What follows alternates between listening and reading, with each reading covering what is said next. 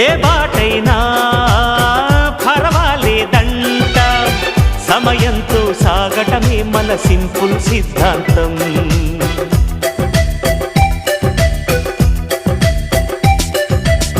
చిరుగాలికి పరిమళమిచ్చే సిరిమల్లెల వనమై ఉందాం, గగనాన్ని నేలను కలిపే హరివిల్లుల బంతెన అవుదాం. ఆనందం అంటే అర్థం మనమందా, ప్రతి పూట పాటై సాగే హుషారు సరిగమలో. ఎన్నో ఎన్నో రాగాలుండే సంగీతం కాదా, చల్లకి నవ్వుల కేరింత.